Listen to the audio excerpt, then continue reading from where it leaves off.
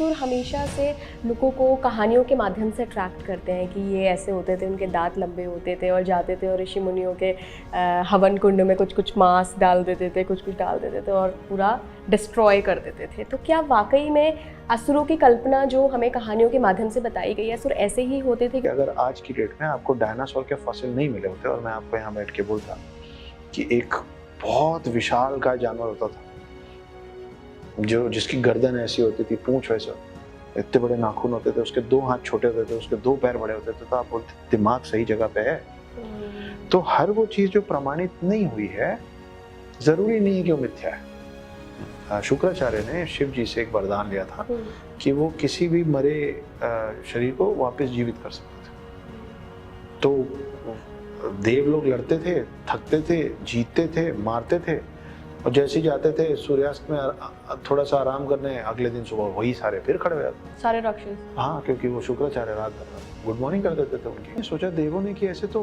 कभी खत्म नहीं होंगे, क्या किया जाए। तो सूर्य देव को बुलाया गया, बोले जैसे ही हम मारे तुम भस्म कर दो, जब शरीर ही नहीं रहेगा तो खड़ा किसको करेंगे। आज भी हम लोगों की हिंदू पद्धति में हमारे मरणोपरांत, हमारे डेथ के बाद हमारे शरीर को जलाया जाता है। ये वहां से शुरू हुआ था। इस समय तक देव तो हैं जहां हैं, लेकिन दानव और असुर इतने स्ट्रांग हो गए हैं कि आपके और मेरे अंदर है। कैलाश पर्वत जो है ना, वो बड़ा मिस्टीरियस है और कोई तो कारण है।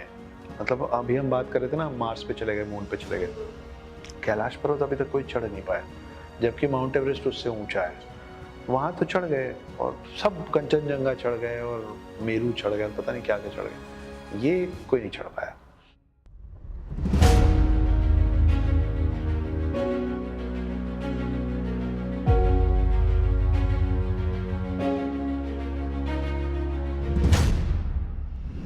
क्या कैलाश शिव शंकर भोलेनाथ का घर है? हम इंसान कैसे बने? असुर कौन थे? क्या असुर अभी भी होते हैं?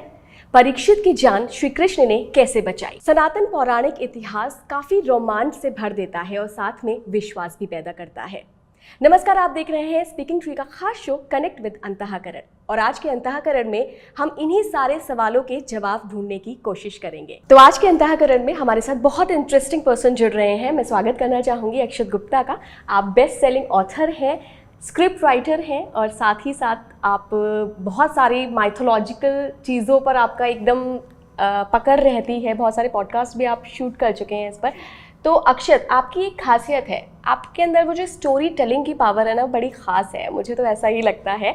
तो आज क्या स्टोरी सुनाने वाले हैं आप हमारे दर्शकों को? मेरे पास कहानियों का भंडार है क्योंकि मुझे कहानियाँ सुनना, सुनाना, पढ़ना, ढूंढना, ये सब पसंद है। तो वो डिपेंड करेगा कि आप मुझसे क्या जानना चाहती हैं। मैं पूरी कोशिश करूँगा कि आपके ज़्यादातर सवालों का जवाब मैं स्टोरी टेलिंग में ही दूँ।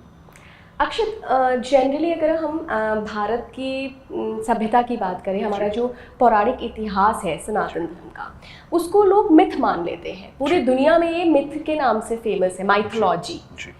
लेकिन कहीं ना कहीं कुछ लोगों का मानना है कि ये पौराणिक इतिहास है, ना कि माइथोलॉजी है। तो आज के जो मेरे सवाल रहेंगे ना, वो कुछ इस पर ही बेस्ड रहेंगे। हम बचपन से एक कहानी कई सारे बच्चे सुनते आए हैं कि वो अश्वत्थामा जो थे, उन्होंने ऐसे ब्रह्मास्त्र चलाया और परीक्षित जो गर्भ में थे उनके ऊपर वो ब्रह्मास्त्र छोड़ा और श्री कृष्ण ने गर्भ के अंदर एंट्री करके उनकी जान बचाई। तो क्या तथ्य हैं इसके पीछे? मतलब आप कैसे देखते हैं इस पूरे सिनेरियो को?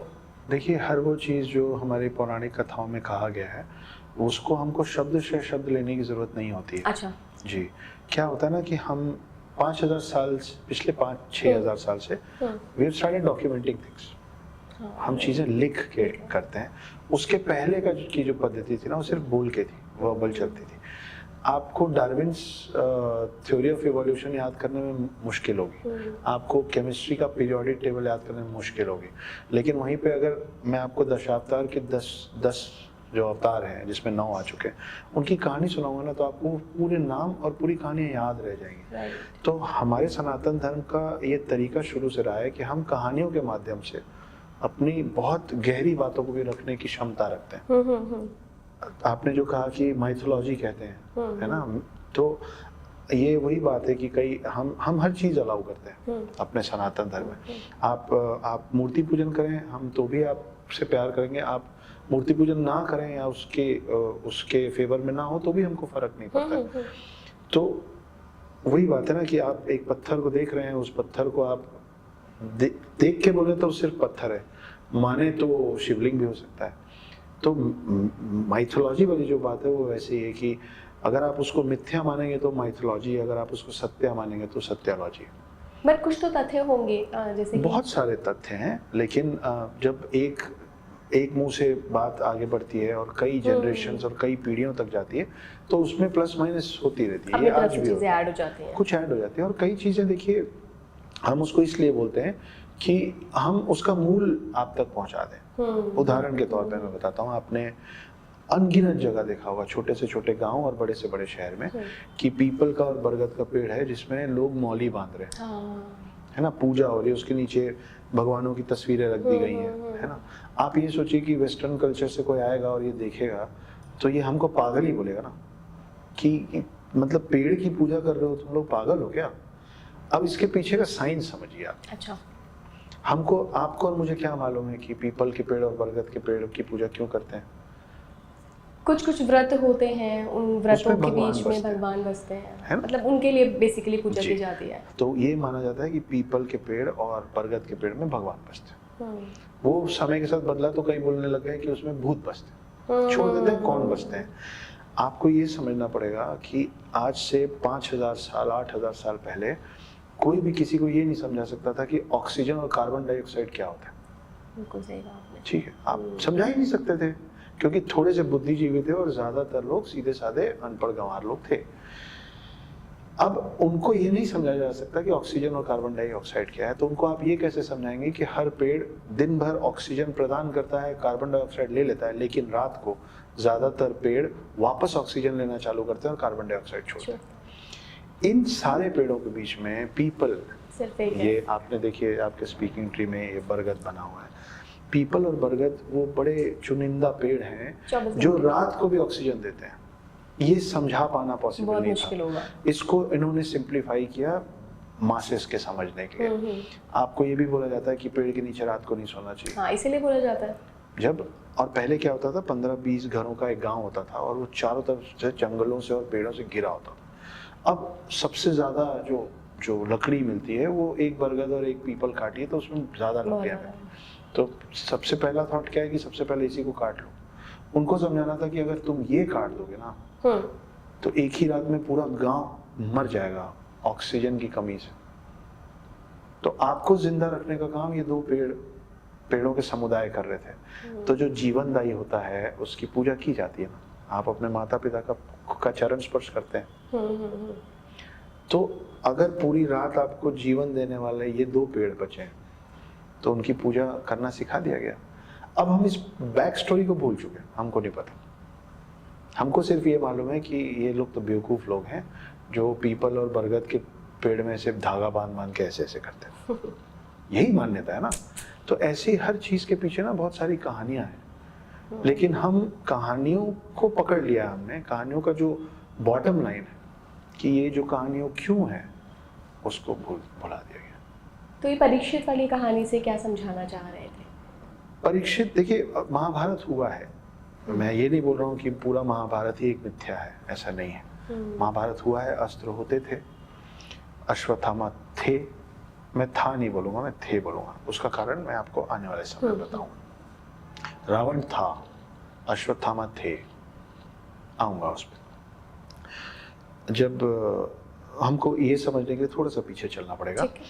अश्वत्थामा एक बहुत अच्छे पुत्र थे, एक बहुत अच्छे दोस्त थे, एक बहुत अच्छे स्टूडेंट थे, लॉयल फ्रेंड भी, सब कुछ थे, है ना। He was one of the strongest warriors of Mahabharat. उनको हराना मारना आसान नहीं था। द्रोणाचार्य जिन्होंने पूरे कौरवों और पांडवों को तैयार किया युद्ध के लिए, उनका बेटा कितना बड़ा वो होगा। अपने बेटे को तो आदमी सबसे ज्यादा ज्ञान है ना। फिर अश्वत्थामा हतोहता, ये एक लाइन है। ये चीज वहां पे फैलाई गई कृष्ण के बोलने पे। और सब लोगों को बोला गया कि अश्वत्थामा हाथ हुआ था, अश्वत्थामा हाथ हुआ था, मर गया मर गया। उन्होंने एक हाथी को मारा था, भीम ने एक हाथी को मारा था, उस हाथी का नाम अश्वत्थामा था। ये बात जब द्रोणाचार्य को पता चली तो द्रोणाचार्य ने बोला कि मैं किसी की बात नहीं मानूंगा। वो मेरे शिष्य होने के पहले मेरा सुपुत्र भी था और मैंने बड़े वरदानों से उसको मांगा था, वो नहीं मर सकता। अगर युधिष्ठिर बोल देगा कि वो मर गया है तो मैं मान लूंगा। वो पहुंचे युधिष्ठिर के पास, थोड़ी सी दूरी थी, बोले युधिष्ठिर अगर तुम बोलोगे कि मेरा पुत्र अश्वत्थामा मर गया है तो मैं मान लूंगा कि मर गया। युधिष्ठिर ने बोला कि हाँ ये सत्य है कि अश्वत्थामा मारा गया, और उसके बाद उन्होंने कहा कि किंतु वो एक हाथी का नाम, वो एक हाथी था। ये किंतु के बाद का जो लाइन है ना, उस समय कृष्ण जी के बोलने पे सबने शंखनाद कर दिया कि जीत का बिगुल बजा दिया, और वो किंतु के बाद सुन नहीं पाए। अब ये तो एक कहानी है, इसमें कितनी सच्चाई है मैं उस पर प्रश्न चिन्ह नहीं लगा रहा हूँ, क्वेश्चन मार्क नहीं लगा रहा हूँ। लेकिन आप आज देखिए कि आज भी हम लोग एक बात बोलते हैं कि आपको ना अगर असली बात जाननी है तो आप सिर्फ बट के बाद की लाइन सुनो। राइट। अगर मैं आपसे ये कह रहा हूँ कि आप बहुत अच्छी हैं लेकिन तो आपके काम की बात लेकिन के बाद की लाइन है, आपको उसी पे काम करने की जरूरत है। मैं अनगिनत बार सुना हूँ कि अक्षत तुम्हारी फलानी स्क्रिप्ट बहुत अच्छी है, बहुत ही कमाल है, लेकिन के बाद वो कितना भी सजा के बोले, वो ये बोलते होते हैं कि लेकिन हम इस स्क्रिप्ट को नहीं लेंगे। मेरे काम की बात यही है कि लेकिन आप नहीं लेंगे, और कितनी अच्छी उसको छोड़ देते हैं, है ना। तो वो चीज जो वहां पे बताई गई है उसको हम आज तक लेके चल रहे हैं कि अगर द्रोणाचार्य लेकिन के किंतु के बाद की बात सुन लेते तो वो अपने सारे औजार नहीं रखते। जब उन्होंने शस्त्र त्यागा तो उनका गला काट दिया गया। इस समय तक अश्वत्थामा हर चीज सही कर रहे थे। साइड्स चूज करना कोई गलत बात नहीं है, मेरे हिसाब से कुछ और सही हो सकता है और आपके हिसाब से कुछ और सही हो सकता है। कृष्ण ने तो कन्विंस अर्जुन को इसी बात पे किया था ना कि धर्म के सामने जो अधर्म की साइड खड़ा है, तुम्हारा काम है, भले ही वो तुम्हारा रिलेटिव है, तुम्हारा काम है कि धर्म का तुम साथ दो। कन्विंस तो श्री कृष्ण ने इसी बात पे किया था। बिल्कुल सही बात है। मगर तो आज के समय में देखिए, मैं अगर मेरा कोई मित्र है, मेरा भाई है, मेरे परिवार का कोई भी ऐसा शख्स है, एक ऐसा व्यक्ति जिससे मैं प्यार करता हूँ और वो कुछ गलत कर लेगा तो मैं उसको घर में लाके, कमरे में लाके डांटू मारूं, जो भी करूं। लेकिन जब बाहर से कोई आएगा ना दरवाजे पे, उसको हाथ लगाना है तो मैं उसके आगे खड़े होकर बोलूंगा कि हाथ नहीं लगाना। तो आप महाभारत को ज्यादा गहनता से देखेंगे तो आपको समझ में आएगा कि दुर्योधन की तरफ के लगभग सब लोगों ने दुर्योधन को समझाया था कि गलत कर रहे हो, मत करो। 5 गांव मांग रहे, दे दो। 5 ही तो मांग रहे, सुलह कर लो, खत्म कर लो। ये वो बात है कि मैं अपने कमरे में ले जाके अपने लोगों को क्या डांटूंगा या क्या समझाऊंगा। लेकिन जब बाहर से कोई आएगा तो मैं खड़ा तो अपने व्यक्ति की तरफ ही रहूंगा ना, मैं उनकी तरफ हो ही नहीं सकता खड़ा, क्योंकि अगर मैं उनकी तरफ खड़ा होऊंगा तो मैं अधर्मी हो जाऊं। मेरा धर्म इसके प्रति है, मेरी लॉयल्टी इसके प्रति है, मेरा मित्र ये है। तो भीष्म पितामह भी कौरवों के तरफ थे, द्रोणाचार्य भी थे, कृपाचार्य भी थे, कर्ण भी थे, अश्वत्थामा भी थे, और लोग भी थे। इन सब ने अपने अपने लेवल पे अलग अलग समय पे समझाया था कि दुर्योधन गलत कर रहे हो। पर ये सब अपने अपने धर्म निरपेक्षता से और अपने अपने वचनों से बंधे हुए थे कि इनको साथ तो इधर ही देना। ठीक है, उन्हीं में से एक थे अश्वत्थामा। तब तक अश्वत्थामा ने कुछ गलत नहीं किया था, वो युद्ध के हर उसूल को निभा रहे थे। पर जब उनको ये समझ में आया कि मेरे ही पिता को उन्हीं के शिष्यों ने छल से मार दिया, जो कि मेरे पिता ने कभी किसी को नहीं सिखाया, बल से नहीं हराया, छल से हरा दिया, तो उनको ये समझ में आया कि ऐसे लोगों के प्रति मैं कभी नहीं जीत सकता हूं बल से, क्योंकि वो तो छल करेंगे। वहां से जो नाराजगी और जो गलत रास्ता इख्तियार किया अश्वत्थामा ने, वो लड़ते रहे। आखिरी में दुर्योधन जब मृत्युशैया पे था तब वो गए थे पांडवों को मारने सोए हुए समय। तो पहले के वक्त में सूर्यास्त के बाद युद्ध नहीं होता था, अंधेरा हो गया, युद्ध आज खत्म, कल सूर्योदय के साथ होगा।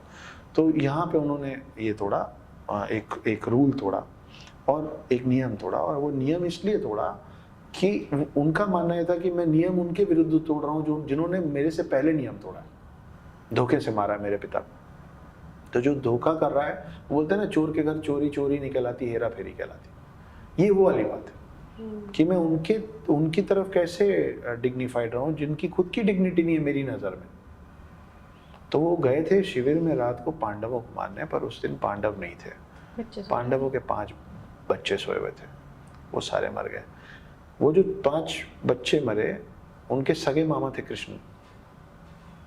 तो कृष्ण ने जब अश्वत्थामा को ये श्राप दिया कि तुम अनंत काल तक तुम अनंत काल तक कोढ़ग्रसित शरीर लेके इस पृथ्वी में रेंगते रहोगे, वो उस गुस्से से किया था कि जिनको जीना था उनको जीने नहीं दियो ना, तो उनकी आने वाली जितनी पीढ़ी जीने वाली थी जो अब कभी नहीं होगी, उस सब का तुम भोगो।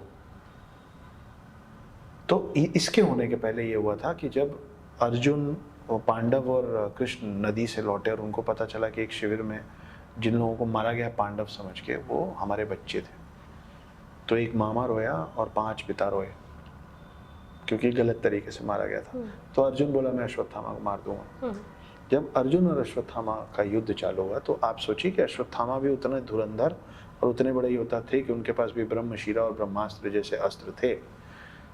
तब ये इन दोनों ने एक दूसरे पे चलाया, और जब आप गुस्से में होते हैं, इसीलिए कहा जाता है ना कि गुस्से में लिया हर निर्णय गलत ही होता, जल्दबाजी में लिया और गुस्से में लिया निर्णय गलत ही होता। इसीलिए आज तक हम एक दूसरे को समझाते हैं कि 2 में से जब कोई एक नाराज होना तो दूसरे को चुप हो जाना चाहिए। उस समय सही गलत नहीं, उस समय रिएक्ट मत करो, रिस्पॉन्ड करो, नहीं कुछ मत करो, बाद में करो। क्योंकि जब आप रिस्पॉन्ड करते हो फिर सामने वाला ऑलरेडी गुस्से में, वो रिएक्ट करता है, आप 3 बार 4 बार रिस्पॉन्ड करते हो, उसके बाद आपको पता ही नहीं चलता कि आपका रिस्पॉन्स कब रिएक्शन में बदल गया, है ना। तो इसलिए बोला जाता है कि 2 में से कोई भी नाराज है तो उस समय वहां से हट जाओ, शांत रहो, या खुद गुस्से में हो तो चुप रहो। इसीलिए ये भी बोला जाता है कि एक बार धनुष से निकला हुआ बाण और मुंह से निकली हुई बोली वापस नहीं आती। उन्होंने धनुष से बाण चलाया और हम गुस्से में मुंह से बोली चला देते हैं और ये दोनों वापस नहीं आता है। तो वो जो बाण निकला था वो वापस नहीं आ सकता था, चाहे गुस्से में तो चला दिया। अश्वत्थामा के पास खोने को कुछ नहीं बचा था, लेकिन बाकी पृथ्वी के पास बहुत कुछ था बचा लेने को। तो ये समझ में आया कि अगर ये जो तीर चल गया है, अगर ये सही में अपना इम्पैक्ट छोड़ा तो पृथ्वी ही खत्म हो जाएगी। उसको रोकने के लिए क्या किया जाए, तो उसको उतारा गया गर्भ में परीक्षित के पास। और उन्होंने टारगेट बना के नहीं भेजा था कि मुझे परीक्षित को ही मारना है घर में, नहीं ऐसा नहीं, वो उसको वहाँ लैंड कराया गया basically to save the world. और मैं श्योर नहीं हूँ कि आई थिंक आप सही कह रही हैं, पर इतने सारे नाम है, इतना कुछ है कि हम भी इंसान ही, कई बार चीज़ें मिक्स हो जाती हैं। तो परीक्षित जो थे वो अर्जुन के पोते थे, अगर मैं गलत, अभिमन्यु की वाइफ के बच्चे थे जी। तो वहाँ पे उसको रोका गया, लैंड किया गया। और इसके बाद कृष्ण 2 बार नाराज हुए हैं। एक बार जब भीष्म पितामह पे चक्र उठा लिए थे गुस्से से, जबकि उन्होंने ये प्रण लिया था कि इस युद्ध में मैं हथियार नहीं उठाऊंगा। तो उस समय वो अपना आपा खो के उठाए थे। तो आप कई जगह आपको फ्रेम्स दिखते हैं जिसके नीचे लिखा होता है कि यदा यदा हि धर्मस्य ग्लानिर्भवति भारत अभ्युत्थानम अधर्मस्य तदात्मानं सृजामि, कि जब जब यहाँ पे धर्म की क्षति होगी मैं किसी ना किसी रूप में आऊँगा। और दूसरा, इनको ये आखिरी में नाराजगी हुई थी जब उन्होंने अश्वत्थामा को श्राप दिया था कि तुम आखिरी तक कोढ़ग्रसित शरीर लेके भटकते रहो। तो अगर आप अश्वत्थामा के नज़रिए से देखेंगी तो आपको लगेगा कि दोनों तरफ से अतिशयोक्ति हुई। कृष्ण से भी बहुत जगह अतिशयोक्ति हुई है, इसीलिए कृष्ण को श्राप भी मिला है, गांधारी ने श्राप दिया है ना। तो ऐसा है बिल्कुल। असुरों पे आजकल बहुत बातचीत हो रही है, कुछ सीरीज भी आई हैं, और असुर हमेशा से लोगों को कहानियों के माध्यम से अट्रैक्ट करते हैं कि ये ऐसे होते थे, उनके दांत लंबे होते थे और जाते थे और ऋषि मुनियों के हवन कुंड में कुछ मांस डाल देते थे, कुछ डाल देते थे और पूरा डिस्ट्रॉय कर देते थे। तो क्या वाकई में असुरों की कल्पना जो हमें कहानियों के माध्यम से बताई गई है, असुर ऐसे ही होते थे? क्योंकि रावण भी असुर थे जी, महापंडित उनको माना गया। तो कैसे था वो काल और कैसे असुरों की कल्पना यहाँ तक पहुँची कि उनके लंबे दांत होते थे, बड़े डरावनी सी शक्लें होती थी? आपने लॉयन और टाइगर तो देखा है, क्योंकि हमारे समय में है। बिल्कुल है ना। तो लॉयन और टाइगर का मुंह बंद रहता है, उनका कोई भी दांत जब तक वो मुंह नहीं खोलते नहीं दिखता है ना। पर ये भी तो सत्य है और प्रमाणित है कि लॉयन और टाइगर के पहले सेबर टूथ होते थे। तो सेबर टूथ के दांत तो बाहर होते थे, इतने बड़े होते थे, है ना, तो वो भी तो होते थे। आज की डेट में हम एलिफेंट देखते हैं, लेकिन एलिफेंट के पहले मैमथ भी होते थे। तो अगर हमने एलिफेंट से पीछे जाके कार्बन 14 डेटिंग करके फॉसिल्स में सेबर टूथ निकाला है, डायनासोर निकाला है, मैमथ निकाला है, तो उसके पहले अगर आज का हाथी इतना बड़ा है लेकिन पहले का हाथी इतना बड़ा था, आज का शेर इतना है लेकिन पहले का शेर इतना था, तो उसके पहले वो और भी तो बड़े होंगे जिसके हमको फॉसिल्स भी नहीं मिल रहे हैं। कहने का तात्पर्य ये कि अगर आज की डेट में आपको डायनासोर के फॉसिल नहीं मिले होते और मैं आपको यहाँ बैठ के बोलता कि एक बहुत विशाल का जानवर होता था जो जिसकी गर्दन ऐसी होती थी, पूंछ वैसे, इतने बड़े नाखून होते थे, उसके 2 हाथ छोटे होते थे, उसके 2 पैर बड़े होते थे, तो आप बोलते दिमाग सही जगह पे है। तो हर वो चीज जो प्रमाणित नहीं हुई है जरूरी नहीं है कि वो मिथ्या है। अब असुर पे आ जाते हैं। देव और असुर की जो बात है ये दोनों तरीके से आप उसको, मतलब मैं ये नहीं कह रहा हूँ कि ये यही है, मैं बोल रहा हूँ कि आप किसी भी रूप में लेंगे, चाहे उसको मेटाफोरिकली समझें, सिंबॉलिकली समझें, या यक्ष तौर पे समझें कि जैसा बोला जा रहा वैसे ही था, अगर वैसे भी सोचें। मेरा मानना है कि सब सही है। आज की डेट में लोग बोलते हैं कि वानर सेना, वानर नहीं होते थे। एक व्यक्ति, मैं राम की बात कर रहा हूँ, राम अपने राज्य से निकले, राज्य मतलब community, society, a place where humans live, वहां से निकले, वनवास में गए ना, तो वास काटने कहाँ गए? वन में। तो वन में रहने वाला जो नर होगा वो वानर ही होगा ना। तो हमने वानर बोल के ना उसको उनको सीधे जोड़ दिया कि वो बंदर जैसे दिखते होंगे। वो वन में रहने वाले नर थे जिन्होंने राम की मदद की। तो अगर हनुमान थे तो उसके पहले हनुमान के भी तो, अब देखिए आप हनुमान चालीसा पढ़ते हैं तो उसमें एक शब्द आता है कपि, बिल्कुल शुरू की 2 लाइन, कपि तिहु लोक उजागर। कपि वर्ड क्या है? कपि नाम है हनुमान के वानरों के उस क्लैन का। आप और मैं होमो सेपियंस है। सिंप्लीफाई करते हैं तो ह्यूमंस बोलते हैं, और सिंप्लीफाई करते हैं तो मानव और आदमी बोलते हैं। वैसे ही जिनको आप वानर बोलते हैं उनके क्लैन का नाम था कपि, है ना। तो कुछ तो होगा जब आप 5 चीजें प्रमाणित कर पा रहे हैं आज के समय में, तो आपको ये मानना पड़ेगा, वो बेनिफिट ऑफ डाउट देना पड़ेगा आपको कि बाकी 5 चीज जो उसी किताब में लिखी हुई जिसको आप प्रमाणित नहीं कर पा रहे हैं वो भी था। तो मेरा ऐसा मानना है कि असुर भी होते थे। इनफैक्ट एक बड़ी इंटरेस्टिंग सी कहानी भी है। देव और असुर ये 2 अलग अलग क्लैन्स हैं। अच्छा, ठीक है, और इन दोनों का मिश्रण है आप और मैं, तो इंसान हम दोनों के मिश्रण हैं। वो भी मैं बताऊंगा कि मैं ऐसा क्यों कह रहा हूँ, पर उसके पहले एक इंटरेस्टिंग सी छोटी सी कहानी पे आ जाते हैं। शुक्राचार्य का नाम सुना है? जी जी। और राक्षसों के देवता, सॉरी गुरु, हाँ, राक्षसों के गुरु, शुक्राचार्य। और दूसरी तरफ थे बृहस्पति जो देवताओं के गुरु थे, है ना। तो एक समय आया था जब शुक्राचार्य ने शिव जी से एक वरदान लिया था कि वो किसी भी मरे शरीर को वापस जीवित कर सकते थे। तो देव लोग लड़ते थे, थकते थे, जीतते थे, मारते थे, और जैसे ही जाते थे सूर्यास्त में थोड़ा सा आराम करने, अगले दिन सुबह वही सारे फिर खड़े हो जाते, सारे राक्षस। हाँ, क्योंकि वो शुक्राचार्य रात भर में गुड मॉर्निंग कर देते थे उनकी। गेम ऑफ थ्रोन्स चल रहा है। हाँ, वो खत्म ही नहीं हो रहा है। तो ये थक रहे थे और देव भी मर रहे थे। देव की भी संख्या घट रही थी। वो जीवित नहीं हो रहे थे। वो जीवित नहीं हो रहे थे क्योंकि हर देव के पास अमृत नहीं है। देव अलग अलग योनि में चेंज होते रहते हैं। कुछ हैं जो हैं, बाकी चेंज होते हैं। अच्छा। It's like the CEO of a company and the directors of the company who will always be there, and then comes the upper staff which is very old and they will always remain like Katappa, and then comes those soldiers and down staff nobody cares, they can keep changing. तो एक ये हमारे भगवान भी बड़े hierarchies में divided है। खैर वो विषयांतर हो जाएगा, I'll come back to this। तो इन्होंने सोचा देवों ने कि ऐसे तो कभी खत्म नहीं होंगे, क्या किया जाए। तो सूर्य देव को बुलाया गया, बोले जैसे हम मारे तुम भस्म कर दो, जब शरीर ही नहीं रहेगा तो खड़ा किसको करेंगे। तो बोले ये करेक्ट है, तो भस्म करना। आज भी हम लोगों की हिंदू पद्धति में हमारे मरणोपरांत, हमारे डेथ के बाद हमारे शरीर को जलाया जाता है। राइट, ये वहां से शुरू हुआ था कि कोई जीवित ना कि करे। रिजरेक्ट ना हो, जला दो। तो वो चल निकला, वो हो रहा था लगातार। तो शुक्राचार्य पहुंचे शिव जी के पास और बोले कि ऐसे तो ये सब खत्म हो जाएंगे, इनको बचाने का कोई रास्ता बताया जाए। और उसके बाद शिव जी ने उनको जो भी वरदान दिया, जिसके कारण एक छोटा सा समुदाय बचा। उसको शुक्राचार्य लेके कहीं दूर गए।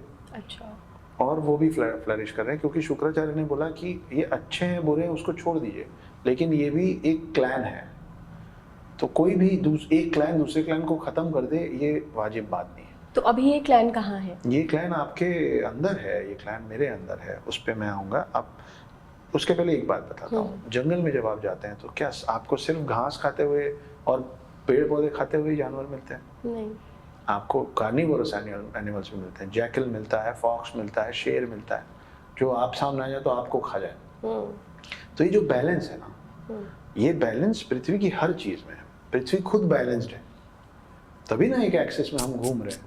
तो जैसे कार्निवोरस होते हैं और हर्बीवोरस होते हैं, वैसे ही देव होते थे, वैसे ही असुर होते थे, और बीच में ऐसी चीजें भी होती हैं जो दोनों खा लेते हैं। ये कौन थे? बहुत सारे ऐसे जानवर हैं। और अगर देवों और असुरों में बात करें तो वो आप और मैं। आप वेजिटेरियन हैं या नॉन वेजिटेरियन? वेजिटेरियन। मैं नॉन वेजिटेरियन हूँ, और हम दोनों इंसान हैं। आप समझ रही मैं क्या कह रहा हूँ? राइट, समझ तो गई। ये जो 4 युग है ना, पहले जो सतयुग था, सतयुग में यहाँ देवों का राज था उस समय, इसीलिए उसका नाम ही सत्य युग है, कि कोई झूठ नहीं बोलता था, किसी को खाना खा के पेट भरने की जरूरत नहीं होती थी। वो स्पिरिचुअली इतने हाई थे कि उनको हवा पानी की जरूरत नहीं होती थी। वो मेडिटेट करते करते ही अपना जीवन बिता लेते थे, सब सेवा में लगे हुए थे, है ना। तो उस समय मर्डर जैसी चीज कभी होती ही नहीं थी, मतलब it did not exist ever. जैसे आज भी अगर आपको कोई बोलेगा कैनिबलिज्म के बारे में, है ना, हम यकीन नहीं करेंगे। न्यूज में कभी कभार ऐसा आ जाता है कि उसने उसको रख लिया फिर खा लिया, तो हम कैसे ऐसे हो जाते हैं कि अरे बाप रे। तो अभी जो चीजें हैं जिसको हम अभी भी पूरे तौर पे एक्सेप्ट करने को रेडी नहीं है, अघोरियों की बात होती है ना, तो हम ऐसे विभत्स महसूस करते हैं उन बातों को सुन के। सतयुग में चोरी कर लेना उतना ही विभत्स होता था लोगों के लिए, कि ऊंची आवाज में बात कर दिया, हाथ उठा दिया, मारना वाना नहीं होता। इसलिए वो सतयुग था, क्योंकि उस समय पृथ्वी पे सिर्फ देवों का राज था। समय बदला, त्रेता युग शुरू हुआ, रामायण काल शुरू हुआ। उस समय तक जो दानव थे, जो असुर थे, वो इतने शक्तिशाली हो गए कि वो देवभूमि भारत में तो नहीं आ पा रहे थे, लेकिन पृथ्वी में आ गए थे। अच्छा, तो देवभूमि भारत के आसपास की जगहों पे छोटे छोटे उसमें वो पॉकेट्स में तैयार होने, उसमें से एक था लंका, जहाँ पे रावण हुआ। तो अब आप देखिए कि पहले सतयुग में सिर्फ देवों का राज था, अब असुर आ गए हैं पास, तो फिर उनमें से कुछ लोग घुसे तो सीता को लेके भी गए, तो यहाँ से वहां भी गए। लेकिन हर असुर बुरा भी नहीं होता है, इसीलिए एक विभीषण भी थे उस तरफ, ठीक है। फिर आया द्वापर युग, तीसरा युग। अब तक असुर इतने शक्तिशाली हो गए थे कि वो अब उस पॉकेट से निकल के देवभूमि भारत के अंदर आके आप में और हम में आ गए थे। तो अब एक ही परिवार में गुड और बैड का फाइट हुआ। जो पहले 2 अलग अलग पीस ऑफ लैंड के बीच में हो रहा था, वो अब एक ही लैंड में हो रहा था, इन दी सेम फैमिली। तो इविल वॉज ग्रोइंग स्ट्रॉन्ग, और एक ही कुरुवंश में एक इविल लाइन निकला कौरवों का, और एक लेकिन आप ये देखिए कि अब ये जो अच्छों का लाइन है वो छोटा है। These are 5, they were 100, so they were growing. And now जहाँ पे आप और मैं बैठे हैं, हम लोग बैठे हैं कलयुग। इस समय तक देव तो हैं जहाँ हैं, लेकिन दानव और असुर इतने स्ट्रांग हो गए हैं कि आपके और मेरे अंदर हैं। तो कई बार होता है ना कि हमको छोटी चीज पता तो होती कि गलत है, पर थोड़े से प्रॉफिट के लिए, थोड़े से इच्छा प्राप्ति के लिए हम वो कर देते हैं कि छोड़ो हटाओ। Everybody does it. So this is how asurs live within and among us. आपकी किताब है द हिडन हिंदू, तो पहला इसमें से सवाल ये है कि द हिडन हिंदू नाम ही क्यों? ये माइथोलॉजी फिक्शन है, और आपकी ट्रायलॉजी शायद 2 किताबें और आने वाली हैं इसकी, तीनों आ चुकी हैं। ओके, तो माइथोलॉजी के साथ फिक्शन की ज़रूरत क्यों पड़ी? ट्रेंड है या फिर इसलिए, या आपको लगता है कि इससे बहुत आसानी से अब व्यूअर तक पहुंच सकते हैं, रीडर तक, माफ़ कीजिए? नहीं देखिए, ट्रेंड तो ये मेरी पहली किताब है तो अभी मैं बड़ा पीछे हूँ ट्रेंड समझने के लिए। जब आप एक किसी काम में उतर चुके होते हैं पूरी तौर पे, तब आपको ट्रेंड्स की समझ आती है। तो मैं आज से 6-7 साल पहले लिखना चालू किया था, और 6-7 साल में देश बदल जाता है, ट्रेंड तो बदल ही जाएगा। तो मैं जब लिखना चालू किया था तब मैंने इतना सोचा नहीं था। मुझे एक बात समझ में आई कि हमारी जो अभी की जनरेशन है, आपके और मेरे बाद के लोग, जेनजी जिनको हम कहते हैं, जंजीर है वो जेनजी जो है ना, वो कुछ जंजीरों में बंध गया है। उनको मार्वल, डीसी, उसके सुपर हीरोज, उनको बहुत मजा आता है। उसकी इसमें कुछ बुराई नहीं है, तो बहुत अच्छी बात है। प्रॉब्लम वहाँ आती है जब आपको पूरी दुनिया का सब कुछ पता हो सिवाय खुद के, कि आप कौन है, आपका पास्ट, आपका एंशिएंट हिस्ट्री, आपके बिलीव्स, आपका बिलीफ सिस्टम क्या है, वो हमको अब नहीं पता है यंगस्टर्स को। तो जब मुझे ये समझ में आया, मैं अभी भी कई स्कूल्स में जाता हूँ तो मैं टॉक शोज करता हूँ, तो मैं उनसे पूछता हूँ कि मार्वल के 7 सुपर हीरोज का नाम बताओ। खट खट खट खट पूरे जितने होते हैं सब बताते हैं। फिर मैं पूछता हूँ डीसी के सुपर हीरोज का नाम बताओ, मैं 7 पूछता हूँ 10 बताते हैं। फिर मतलब वेरी गुड। 7 चिरंजीवियों का नाम बताओ, पिन ड्रॉप साइलेंस क्लास में, है ना। तो क्या होता है कि हम कलेक्टिवली और इंडिविजुअली एक गलती कर रहे हैं। As a human race collectively और इंडिविजुअली हम एक गलती कर रहे हैं। आप देखिए, हम लोग पृथ्वी के बाहर पहुंच गए, हबल टेलीस्कोप लगा दिया, सैटेलाइट्स बना लिया, मून पे लैंड हो गए, मार्स पहुंच गए। आपको पता है हम लोग अभी तक अर्थ के कोर में नहीं पहुंच पाए। तो जो हमारे ज़्यादा करीब है, कारण 100 हो सकते हैं, लेकिन कारण तो ये भी हो सकता है ना कि भाई हम ग्रेविटी नहीं छोड़ पाए तो हम कभी मून ही नहीं गए। जहाँ आपको पहुंचना था आपने उसका जवाब ढूंढ लिया ना। आप आज तक कोर नहीं पहुंचे। ये हम कलेक्टिवली एज ह्यूमन रेस गलती कर रहे हैं कि हम अंदर नहीं देख रहे हैं, बाहर देख रहे हैं। इंडिविजुअली हमने सिंथेटिकली चावल बना लिया है, पत्ता गोभी बना लिया है, अंडे बना लिए हैं, चिकन भी बना लिया है। ये हमको नहीं करना चाहिए था, पर हमने कर लिया है। अब तो सेल बनाने पे भी रिसर्च चल रही है पिछले 3-4 साल से। सब चीज़ें अब वो एडिबल है, सब खा सकते हैं हम। आपको पता है हम आज तक शहद नहीं बना सकते। हमको हनी बनाना नहीं आता है। हम उन मधुमक्खियों को नहीं समझ पाए। हम मधुमक्खियों से आज भी चोरी ही कर रहे हैं। तो वैसे ही ना, हम इंडिविजुअली जब हम पूरी दुनिया देख रहे हैं, रील्स देख रहे हैं, यूट्यूब देख रहे हैं, फॉरेन देख रहे हैं, पेरिस घूमने जाना है, आपको इंडिया के अंदर कितनी खूबसूरत जगह है नहीं पता। आप पूरी दुनिया देखने को तैयार हैं। आप अंतर मन में अपने अंदर देख के आप ये बता पाएंगे कि आपके बेस्ट फ्रेंड में क्या कमियां हैं, क्या अच्छाइयां हैं, आपके स्पाउस में, आपके लाइफ पार्टनर में क्या अच्छा है। आपसे कोई सडनली पूछ लेगा ना कि अपना स्वॉट एनालिसिस बताओ। स्वॉट analysis is strength, weakness, opportunity, threat. आप ब्लैंक हो जाएंगे। आप सोचते रहेंगे, एक बताएंगे, फिर थोड़ी देर बाद कुछ और बताएंगे। हम अपने को छोड़ के सब जानना चाहते हैं, और वही यहाँ भी हो रहा है। तो इसलिए जब मैं ये किताब लिखना शुरू किया था तो मेरे को ये ध्यान रखना था कि जेनजीज को वो हम कहानी सुनाने की प्रथा है ना, तो कहानी वो होगी जो उनसे कनेक्ट हो, और कनेक्ट करने के लिए उनको आज का समय दिखाना पड़ेगा। आप आज के 15 साल 20 साल के लड़के लड़कियों को रामानंद सागर का रामायण देखने नहीं बोल सकते। नॉट दैट उसमें कोई कमी है, वो समय के हिसाब से अब उनके लिए, आज के जनरेशन के लिए बोरिंग हो गया है, क्योंकि अब वो मार्वल देखना पसंद करते हैं। तो उनको लगेगा 2 तीर गए, ऐसे ऐसे रोशनी निकल रही है, क्या कर रहे हैं। तो मैंने कोशिश की कि मैं एक कहानी लिखूं जो आज की पृष्ठभूमि पे हो, you know, as in everything set in the contemporary today's time. हम ऑथर्स क्या कर रहे हैं कि हम रीडर्स को पीछे ले जाना चाह रहे हैं, स्पेशली मेरे जॉनर के राइटर्स। हम सभी ये कोशिश कर रहे हैं कि जो हो चुका है, जो सब चीज़ें लिखी हुई हैं, उसको हम अपने तरीके से बताएं और हम अभी के रीडर्स को पीछे लेके जाएं। मैंने कोशिश ये की कि वो लोगों को, हम इनको पीछे ना ले जाएं, हम उन किरदारों को आगे ले आएं। अगर 7 चिरंजीवी हैं, 7 इमॉर्टल्स हैं, तो वो अमर है ना। तो अमर हैं तो आज कहीं तो होंगे। किसी ने तो देखा भी होगा, किसी ने तो देखा होगा, उनकी कोई तो कहानी होगी, वो कहीं छुपे भी हैं तो हैं। तो मैं अपने रीडर्स को पीछे ना ले जाके उनको आज के समय में लाने की कोशिश कर रहा हूँ, पहली बात। दूसरी, आपने पूछी कि किताब का नाम द हिडन हिंदू क्यों।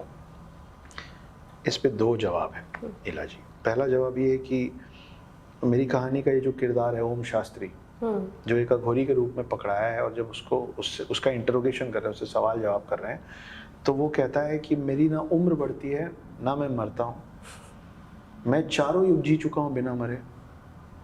मैं त्रेता युग में भी था और मैं द्वापर युग में भी था, मैं रामायण का हिस्सा भी रहा हूँ और महाभारत का भी, मैं राम से भी मिला हूँ और कृष्ण से भी, और मैं वो 8वां चिरंजीवी हूँ, द 8th इमॉर्टल, जिसके बारे में दुनिया ने अभी तक सुना नहीं है, क्योंकि मैं अब तक छिपा हुआ था, हिडन, इतिहास के पन्नों में। और अब मैं बाहर आया हूँ ढूंढने उन 60 चिरंजीवियों को जो अभी तक छिपे हुए हैं, हिडन। मूवी लग रही है। हाँ, तो इसके राइट्स मिस्टर महेंद्र सिंह धोनी की वाइफ साक्षी धोनी जी ने, धोनी एंटरटेनमेंट की कंपनी है, उन्होंने खरीदा है, और हमने तीनों पार्ट के फिल्म मेकिंग के स्क्रिप्चर्स पे काम शुरू कर दिया है। तो इसलिए नाम, क्योंकि इस एक किरदार की कहानी है जो कि अपने आप को हिंदू मानता है। अच्छा। जो चारों युग जी चुका है, तो युगों का डिवीजन किस बेसिस पे है? हिंदू पद्धति से है ना, कि दशावतार के हिसाब से हमने 4 युग बांटे हुए हैं। और वो जिन लोगों को ढूंढ रहा है, चाहे वो रामायण के किरदार हो या महाभारत के किरदार हो या 60 चिरंजीवी हो, ये सब हिंदू पौराणिक कथाओं का हिस्सा है, इसलिए। और दूसरा द हिडन हिंदू नाम इसलिए भी क्योंकि मैं आपसे उसी विषय में बात कर सकता हूँ जिसकी थोड़ी बहुत समझ और जानकारी मुझको हो। मैं हिंदू परिवार में पैदा हुआ, मेरे को थोड़ी बहुत समझ जो है वो हिंदुज़म की है। और द हिडन हिंदू नाम इसलिए भी, हिंदू शब्द इसलिए, मैंने अभी कुछ समय पहले एक कविता लिखी थी और वो काफ़ी लोग काफ़ी पसंद कर रहे हैं। मैं उम्मीद करूँगा कि आपके दर्शकों को भी अच्छा लगे। तो कविता कुछ ऐसी है कि रुद्राक्ष की माला में भी मैं हूँ, कृपाण कटार और भाला में भी मैं हूँ, श्वेत भी हूँ और शुद्ध भी मैं हूँ, विरुद्ध हो मेरे तो युद्ध भी मैं हूँ, इतिहास में बहा आंसू और खून भी मैं हूँ, अब जो कह के मिलेगा वो सुकून भी मैं हूँ, कि इस धरती का मैं केंद्र बिंदु हूँ, प्रणाम मैं हिंदू हूँ।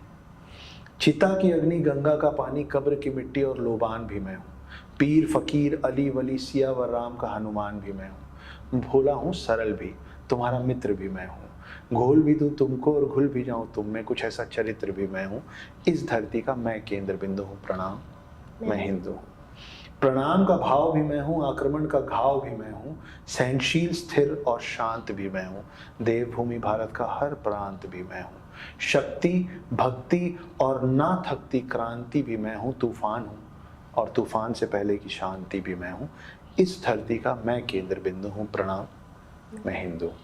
वाह। तो यही हैं हम। तो हम लिखने के पहले भी अब हमारा माध्यम लोगों तक अपनी बात पहुंचाना कहानियों के तौर पे ही था, और अब लोगों को मेरा कहानी सुनाने का तरीका भी अच्छा लग रहा है, तो मैं वो कर रहा हूँ जो नहीं, पुराने काफी लोग कर चुके हैं। इंटरेस्टिंग है अक्षत, आई मस्ट से। एंड ये 8वां चिरंजीवी कहाँ से आया आपके दिमाग में? मुझे एक धागे की जरूरत थी, चारों युगों को और 7 चिरंजीवियों को एक माला में पिरोने के लिए। तो आपने 8वां चिरंजीवी तो मैंने ये एक, जो लोग जो कह रहे हैं कि माइथोलॉजी फिक्शन मेरा वो किरदार है। मैंने जो ऑलरेडी हमारे पुराणों में जो लिखा है, और मैंने उनको जब टच किया तो मैंने उनको सिर्फ टच किया, डिस्टर्ब नहीं किया। तो मैंने उसमें कुछ नहीं बदला है। तो आप इन किताबों को जब पढ़ेंगी तो जो पुरानी बातों को जो मैंने उठाया वो एज इट इज उठाया अपने शब्दों में बोलने के लिए। बट आपने ये बस एक फिक्शन कैरेक्टर क्रिएट कर दिया, 8वां चिरंजीवी। मेरी कहानी का एक 8वां चिरंजीवी जो हीरो है, और एक विलन है जिसका नाम नागेंद्र है, जो इसको ढूंढ रहा है। अब ये इसको क्यों ढूंढ रहा है, ये ओम शास्त्री जो है वो कैसे नहीं मरता है, क्यों नहीं मरता है, वो अभी तक जीवित है तो क्यों है, उसको पकड़ा गया तो उसके पास क्या है जो विलन को चाहिए, ये सब के लिए आपको पढ़ना पड़ेगा द हिडन। तो इंग्लिश में 3 पार्ट आ चुका है और हिंदी में फर्स्ट आ गया, सेकंड और थर्ड आने वाला है। अपने चाइल्डहुड में हर किसी ने ये स्टोरी सुनी होगी अक्षत, कि जो पुराने ज़माने के ऋषि मुनि हुआ करते थे वैसे कमंडल लेके चलते थे, और कहीं भी अगर उन्हें गुस्सा आया तो बस यूं निकाला और श्राप दे दिया। तो ये जो कर्स की यानी कि श्राप की जो थ्योरी है, ये कैसे काम करती है? क्या वाकई में उस ज़माने में ऐसा हुआ करता था? ये पावर्स किसी के पास कैसे आती हैं? और अभी अगर ये कलयुग चल रहा है, आज के दौर में ये कर्स वाली जो थ्योरी है ये कैसे चलती है? आपने सुना है हम लोग मजाक में अपने आसपास वाले किसी एक को बोलते हैं कि इसकी ज़बान बड़ी काली है। हाँ, बहुत। ये जो बोल देता हो जाता है, ये अभी भी सच में होता है। और हम दूसरे तरीके से ये भी बोलते हैं कि सोच समझ के बोलना चाहिए, क्योंकि 24 घंटे में एक बार हमारी ज़बान पे सरस्वती विराजमान होती है। उस समय हमारे ज़बान से जो निकलेगा वो सत्य हो जाएगा। तो पहले के लोग जो थे वो इतने स्पिरिचुअल थे, कि उनके मुंह से जो निकलता था वो हो जाता था, अच्छा या बुरा। तो इसीलिए आज भी माना जाता है कि ब्राह्मणों को नाराज़ ना किया जाए, ब्राह्मण को अपने दरवाजे से खाली हाथ ना भेजा जाए। इसी चक्कर में सीता फंसी थी, है ना। तो श्राप वाली जो बात है वो श्राप और वरदान दोनों सच में होते थे, और वो श्राप और वरदान जो देने वाला है वो डिसाइड करता था कि उसको क्या देना है। ये मांगने वाली चीज़ नहीं होती थी। अच्छा, मतलब तपस्या करके आपने जो मांगा है वो वरदान नहीं कहलाता था। वो क्या कहलाता था? वो मतलब वो आप मांग के कुछ ले रहे हैं ना। आमतौर पे श्राप और वरदान खुद से जो देने वाला है उसकी तरफ से, बेगर्स आर नॉट चूजर्स वाली बात राइट। कि आप सेवा कर सकते हैं। बोलते हैं ना कि सेवा का फल की, कर्म करो फल की चिंता मत करो। फल, ये फल है। अब आपका फल सड़ा हुआ निकलेगा या मीठा निकलेगा वो आपका कर्म डिसाइड करेगा। तो जब भी आप किसी गुरु ऋषि मुनि को ऑफेंड कर देते थे, और वो समय ऐसा था ना कि ऋषि मुनि हर भगवान तक पहुंच पाते थे, तो वो जो बोलते थे वो आपकी नियति बन जाती थी, क्योंकि उस समय इन ऋषि मुनियों का और उन गॉड्स का उतना कनेक्ट था कि अगर इन्होंने कुछ बोला है तो आज की डेट में अगर मेरे पिता किसी से बात करना छोड़ देंगे या किसी से संबंध तोड़ देंगे तो मैं भी तोड़ दूँ, क्योंकि वो एक परिवार की बात है, वो परिवार खंडित नहीं हो सकता। तो एक दूसरे का मान सम्मान रखना ज़रूरी था। तो उस समय इतना जुड़ाव था मानव में और भगवान में। तो आपने ऐसे बोला अक्षत कि स्पिरिचुअली इतने कनेक्टेड थे और स्पिरिचुअली इतने इनलाइटेंड थे वो ऋषि मुनि कि उनके पास वो पावर थी कि वो किसको भी वरदान भी दे सकते हैं, श्राप भी दे सकते हैं। तो आज कलयुग में क्या ये पॉसिबल है कि कोई स्पिरिचुअली इतना एनलाइटेंड हो जाए कि अगर उसके बस में हो तो वो किसी का जीवन अच्छा कर दे और किसी का जीवन खराब? नहीं, अब ऐसा नहीं हो सकता है। उसका कारण ये देखिए, आपकी आँख, रेटिना, आँख एक कैपेसिटी है उसकी लाइट अब्जॉर्ब करने की। उससे ज्यादा रोशनी अगर आपकी आंख में डाल दी जाएगी तो आप अंधी हो जाएंगे। कान को सुनने का एक डेसिबल है ना, उसके ऊपर अगर आपको कान में आवाज आ जाएगी तो पर्दा फट जाएगा। तो हम आज की डेट में हम बहुत क्षीण हो चुके हैं। We are very low in our absorption of everything. तो हमारे अंदर इतना अब्जॉर्प्शन पावर बचा नहीं है कि हम उतना स्पिरिचुअलिटी को अपने अंदर समाहित कर पाए कि हम जो बोलें वो हो जाए। तो हमारे में ना अब उम्र बची है। पहले के लोग कई सौ साल जीते थे, है ना। अब तो कई सौ साल अगर आप जी रहे और वो आपकी नॉर्मल आयु है तो फिर आप उतना कुछ अर्जित भी करते थे। अब आपकी उम्र इतनी छोटी है, उसमें आप इतनी चीज़ों में घिरे हुए हैं कि आप भले जीवन भर बैठे बैठे एक ही जगह पे जैसे आराम कर लें, आप नहीं पहुंच सकते। पहले के लोग, बहुत खराब से एग्जांपल दे रहा हूँ, पहले का इंसान आपसे 4 गुना ज़्यादा वजन उठा के आपसे 10 गुना दूर चला जाता पैदल। आप आज उससे 1/4 वजन लेके 1/4 डिस्टेंस कवर नहीं कर पाएंगे ना, क्योंकि आपके पास कार आ गई तो आप कमज़ोर हो गई ना फिजिकली। यही हालत है स्पिरिचुअली भी।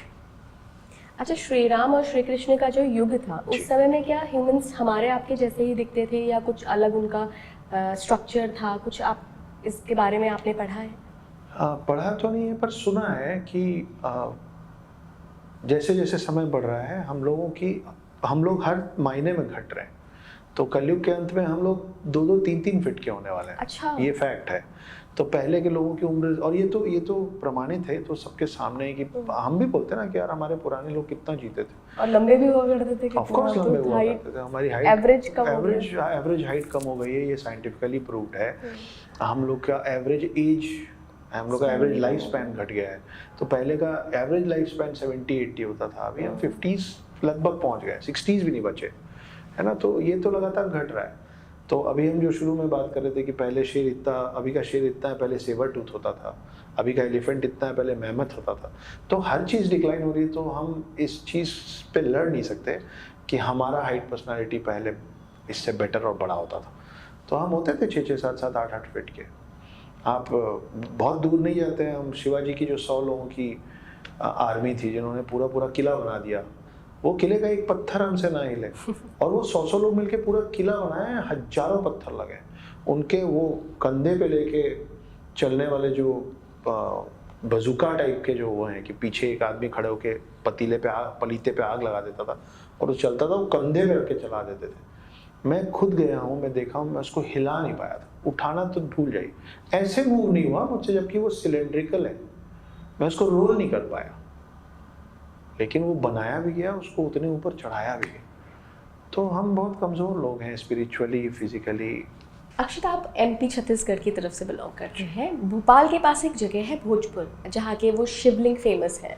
वहाँ पर बहुत सारी एक स्टोरी ये भी फेमस है कि जो भीम थे वो उस शिवलिंग पर जल चढ़ाते हैं। और अगर आप, मैंने बहुत बार मैं वहाँ गई हूँ दर्शन करने, तो अगर आप उसकी हाइट देखेंगे ना तो किसी 3 स्टोरी बिल्डिंग जितनी हाइट है। तो क्या वाकई में भीम इतने लंबे थे?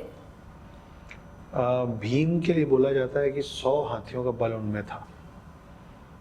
उसको आप थोड़ा डिस्काउंट भी दे दें अगर आप नहीं मानती हैं तो कितना डिस्काउंट देंगे आप? 50 पे तो आएंगे। 50 पे तो आएंगे। मैं बोलता हूँ 90% डिस्काउंट देंगे तो भी 10 हाथियों का बल एक इंसान में अगर है तो वो 6 फुट का इंसान तो नहीं हो सकता, क्योंकि 10 हाथियों का बल 6 फुट के शरीर में हटेगा नहीं। तो उसका शरीर उतना बड़ा होना पड़ेगा कि वो 100 हाथियों का, जैसा कि हम मानते हैं, बल हो। इसीलिए तो ये इतनी इंटरेस्टिंग कहानी है। देखिए, रामायण और महाभारत ना बहुत जगह जुड़ा हुआ। कैसे? एक भीम के बारे में बता देते हैं, फिर कहीं और चलेंगे। ठीक है। तो भीम एक बार कहीं जा रहे थे जंगल के अंदर, जब ये लोग छुपे हुए थे, और एक बंदर, सब पूरे सफ़ेद बालों से घिरा हुआ एक बंदर बैठा हुआ था। तो बोले कि ये महाशय, आप अपना पूंछ हटाइए, क्योंकि पहले लोग एक दूसरे को लांघते नहीं थे ना। हम बचपन में बोलते थे ना, हाइट छोटी हो जाएगी, लांघो मत, तो वो अच्छी बात नहीं मानी जाती है। अच्छा। तो बोले आप अपना पूंछ हटाइए, मेरे को जाना है। तो मैं बुजुर्ग हूँ, आप खुद ही हटा लीजिए करके जब भीम पूंछ हटाने की कोशिश किए तो पूरे 100 हाथियों का बल लगा लिया, पूंछ हिला नहीं उनसे। तब उनको समझ में आया कि भाई ये जितना नॉर्मल सा बंदर दिख रहा है, ये उतना नॉर्मल सा बंदर है नहीं। तब उनको समझ में आया कि ये तो हनुमान है, तो इसलिए उनका पूंछ नहीं हिल रहा था। चिरंजीवी हनुमान, सात चिरंजीवी हनुमान, तो उनका पूंछ नहीं हिल रहा था। अब हनुमान आता है रामायण से, और मैं बात कर रहा हूँ भीम की। आप त्रेता में आ गए? मैं द्वापर में आ गया। हाँ, सॉरी, त्रेता से आप द्वापर में आ गए। हाँ, क्योंकि वो चिरंजीवी है ना, वो वहाँ से वहाँ तक थे। तो ये जो भीम का इत्तेफाकन जो एनकाउंटर हो गया, काउंटर हो गया हनुमान जी के साथ। फिर वो आगे निकले, जयराम जी की बढ़ गए। अब जब महाभारत का समय आया तो भीम ने अर्जुन और कृष्ण को बताया कि मेरे को मालूम हनुमान कहाँ रहते हैं और हमारी तादाद इन दिस वॉर कम है, तो अगर हनुमान हमारे साइड आ जाए तो कमाल हो जाएगा। फिर कृष्ण और अर्जुन गए हनुमान जी के पास, बोले ऐसा ऐसा है, हम धर्म की तरफ खड़े हैं, आप हमारी तरफ से लड़िए। तो हनुमान बोले कि मेरा पर्पज़ ये है नहीं, अगर मैं इसमें उतर गया तो फिर महाभारत हो ही नहीं पाएगी, क्योंकि मैं जिस तरफ खड़ा रहूँगा वो तो ऑलरेडी जीत जाएगा। लेकिन आप मेरे दरवाजे आए हैं तो मैं आपको बैरंग भी नहीं लौटा सकता। तो ठीक है, आप जिस रथ के सारथी बनेंगे मैं उस ध्वज में बैठ जाऊंगा। इसीलिए जब आप अर्जुन का रथ देखते हैं तो वो ऑरेंज कलर के ध्वज में ना हनुमान बने होते हैं बैठे हुए। तो इससे एक और कहानी जुड़ती है कि फिर जब युद्ध शुरू हुआ तो कर्ण भी बड़े पराक्रमी थे। कर्ण से सबको डर था कि कर्ण को कैसे हराएंगे। तो कर्ण और अर्जुन का युद्ध शुरू हुआ। तो अर्जुन तीर चलाते थे और वो कर्ण के रथ पे पड़ता था, तो कर्ण का रथ 10 फुट पीछे चला जाता था, 15 फुट पीछे चला जाता। कर्ण एक तीर चलाते थे जो अर्जुन के रथ पे पड़ता था, तो अर्जुन का रथ 5 इंच 6 इंच पीछे जाता था। और कृष्ण बैठे बैठे कर्ण की तारीफ करते थे, जबकि सारथी हैं अर्जुन के। बोले क्या तीर चला है, 1 बार हो गया, 2 बार हो गया, 3 बार हो गया, अर्जुन से रहा नहीं गया। अर्जुन बोला आप किसके साइड है, आप मेरे पक्ष में ना, मेरे साइड है आप, तारीफ आप उसकी करें, मेरा मनोबल टूट रहा है। मैं चलाता हूँ वो 20 फुट पीछे जाते हैं, वो चलाता है मैं 6 इंच पीछे जाता हूँ, आप तारीफ उसकी कर देते। तो कृष्ण पलटे और बोले मूर्ख नादान, वो जिस रथ पे तीर चला रहे ना उस पे हनुमान बैठे, वो अब तुम्हारा भीम जिसका पूंछ नहीं हिला पाया, वो आदमी अपने तीर से उस रथ को हिला दे रहा है। और अभी उसको ये तो पता भी नहीं है कि उसमें कृष्ण मतलब विष्णु भी बैठा है, तब वो तुम्हारे रथ को 6 इंच पीछे कर दे रहा है। कितना बड़ा महारथी है। तो तुम सोचो कि तुम्हारे रथ से अगर ये 2 हट जाएं तो तुम कहाँ जाओगे, तो कौन हुआ बड़ा? एक ही एक कहानी है। दूसरी राम और कृष्ण, क्योंकि ये दोनों एक ही के अवतार है, तो पुनर्जन्म वाली बात हो गई ना एक्चुअली। विष्णु जी अगर राम थे और विष्णु जी अगर कृष्ण थे, तो ये तो राम का पुनर्जन्म, कृष्ण का और राम का पुनर्जन्म मान लीजिए, या इन्हीं के दो जन्म मान लीजिए। बात तो रीइंकार्नेशन पे आ गई। तो बड़ी इंटरेस्टिंग सी ये कहानी है कि राम जब सुग्रीव से मिले तो उनको पता चला कि उनका भाई, सुग्रीव का भाई बाली, उसने सब राजपाट हथिया लिया, लेकिन उसको मारा नहीं जा सकता। क्यों नहीं मारा जा सकता? क्योंकि वो उसमें ये पावर है कि वो जिससे लड़ेगा उसका 50% स्ट्रेंथ एब्जॉर्ब कर लेगा। तो अगर आप और मैं लड़ रहे हैं और आप अगर बाली हैं, तो मैं 0.5 रह जाऊंगा, आप 1.5 हो जाएंगे, तो मैं जीत ही नहीं सकता। तो राम ने बोला कि सुग्रीव आप सामने से लड़िए, मैं पीछे से तीर मार दूंगा, काम लग जाएगा। वो उन्होंने वैसे ही किया। बाली मर गया, सुग्रीव वानर सेना के राजा बने, राम सेतु बनाए, रावण से लड़े, सब हुआ। रामायण का समय खत्म हुआ, राम विष्णु अवतार में वापस ऊपर चले गए। जब वो ऊपर पहुंचे तो इंद्र और सूर्य आए उनके पास, और वो बहुत नाराज होके आए विष्णु जी के पास। बोले हम नहीं खेलेंगे, ये फाउल है। देखिए, हम हमारे भगवान से ऐसी बात करते, हम मंदिर जाते हैं और हम बोलते हैं ना कि तूने ऐसा किया, तो हमारे में चलता है। तो बोले हम नहीं खेलेंगे विष्णु जी, ये फाउल है। तो विष्णु जी बोले यार इतने साल बाद मिल रहा हूँ तुम लोग से, क्या हो गया, क्यों मेरे पे क्यों? तब उनको पता चला कि जो सुग्रीव थे वो सूर्य के प्लेयर थे, सूर्य वाज कंट्रोलिंग हिम। अच्छा।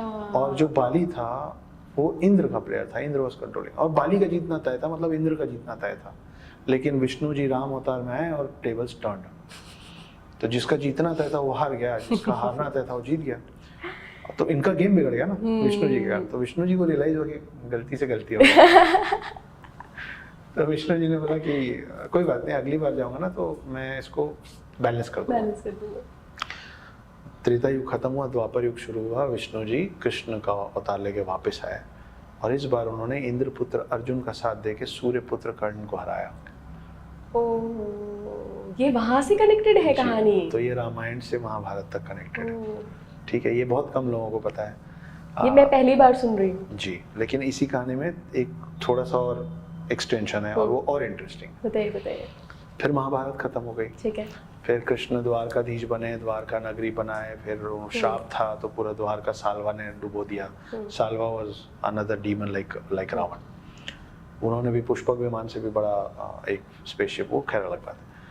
तो द्वारका डूब गया। अब कृष्ण एक पेड़ के नीचे बैठ के बांसुरी बजा रहे थे, कहीं से एक तीर आया और उनकी एड़ी के आर पार चला गया। अब उनका खून बह रहा था और वो मर रहे थे। आप सोचिए, भगवान का अवतार, एड़ी में एक तीर लगने से अब उसके जाने का समय आ गया। तो जिसने तीर चलाया था वो दौड़ता दौड़ता आया, वो एक भील था। उसको रियलाइज हुआ कि मैंने कृष्ण को मार दिया। वो मतलब पाप बोध होने लग गया उसको, मेरे से इतना बड़ा पाप हो गया, मैं कृष्ण को मार दिया। तो कृष्ण उसको पास बुलाया और मरने के पहले बोले कि तुमने कोई पाप नहीं किया है, ये मेरे पाप का प्रायश्चित है कि तुमने मुझे तीर मारा है। तो बोले मतलब अब ये तो साधारण मनुष्य इसको समझना है। तो कृष्ण ने बताया कि पिछले जन्म में जब मैं राम था तो तुम राजा बाली थे, वो भील। हाँ, मैंने तुमको तीर मारा था, तो ये तुम्हारे ऊपर पाप चढ़ नहीं रहा है, मेरा कर्म कट रहा है। अब मैं मोक्ष की प्राप्ति की ओर हूँ, धन्यवाद मेरे को इस कर्म से मुक्ति देने की। तो ये फिर रामायण से महाभारत तक का कनेक्ट है। और जो आपने बीच में अभी पुष्पक विमान वाला बताया किस्सा, वो क्या कहानी है? पुष्पक विमान से भी बड़ा कुछ बना लिया था उस राक्षस ने, क्या था वो? साल्वा ने शिव की आराधना करके कृष्ण की नगरी और कृष्ण के साम्राज्य को बर्बाद करने के लिए पुष्पक विमान से भी बड़ा एक बहुत ही आधुनिक विमान ले लिया था शिव जी से। और फिर वो खैर वो उसका अगला पिछला बहुत लंबा है, वो अगली बार करेंगे। बिल्कुल। शिव जी की बात चल रही है, कैलाश के बारे में थोड़ा सा जानना चाहूँगी। अक्सर हम वीडियोस वगैरह में देखते हैं कि कैलाश पे शिव जी का कुछ अंश दिखा, भोलेनाथ दिखे, ओम लिखा हुआ दिखा। तो क्या वाकई अभी कलयुग की अगर बात करें, वहाँ क्या शिव का कुछ कनेक्शन है कैलाश से अभी भी? क्या शिव वहाँ है? देखिए, कैलाश पर्वत जो है ना वो बड़ा मिस्टीरियस है, और कोई तो कारण है। मतलब अभी हम बात कर रहे थे ना, मार्स पे चले गए, मून पे चले गए, कैलाश पर्वत अभी तक कोई चढ़ नहीं पाया, जबकि माउंट एवरेस्ट उससे ऊंचा है। वहाँ तो चढ़ गए और सब कंचनजंगा चढ़ गए और मेरू चढ़ गए और पता नहीं क्या क्या चढ़ गए, ये कोई नहीं चढ़ पाया। प्लस इसका जो प्लेसमेंट ऑन अर्थ है ना, ये भी बड़ा इंटरेस्टिंग है। कैसे? ये ना 6666 किलोमीटर दूर है नॉर्थ पोल से, और 6666 मल्टीप्लाइड बाई 2 किलोमीटर दूर है साउथ पोल से। तो ये ना इत्तेफाक नहीं लगता, ये यूं ही है ऐसा नहीं लगता। कुछ कोई ना कोई चीज़ तो उस प्लेसमेंट में होगी, लेकिन वो चीज़ इतनी पूजनीय क्यों है वो। प्लस कैलाश पर्वत को मानने वाले सिर्फ हिंदू नहीं, और कौन है? चाइनीज है, बुद्धिस्ट है, जैनिस्ट है। तो कैलाश पर्वत को बहुत अलग अलग तरीके से, बहुत अलग अलग नामों से जाना जाता है। हम जिसको कैलाश बोलते हैं उसको सुमेरु भी बोला जाता है, उसको शैंग्रीला भी बोला जाता है। एक बड़ी इंटरेस्टिंग चीज़ है, आपको बताता हूँ। आप मार्वल फिल्म्स देखती हैं? उसमें वकांडा देखी है, वकांडा फॉरएवर, ब्लैक पैंथर। हाँ, तो ब्लैक पैंथर का जो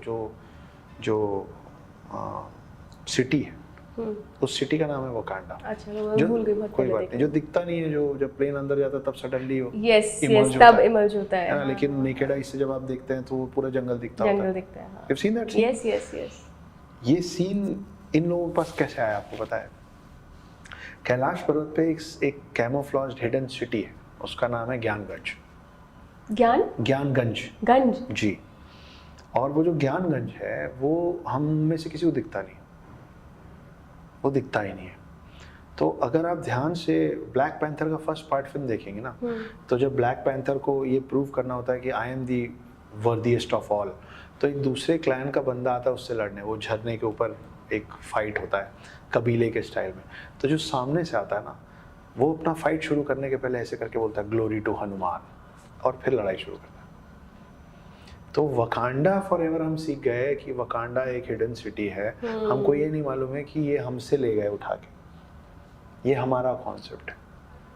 और उसको वही प्रूव कर रहे हैं जब उसी के अंदर का एक शख्स बोल रहा है कि वकांडा ग्लोरी टू हनुमान।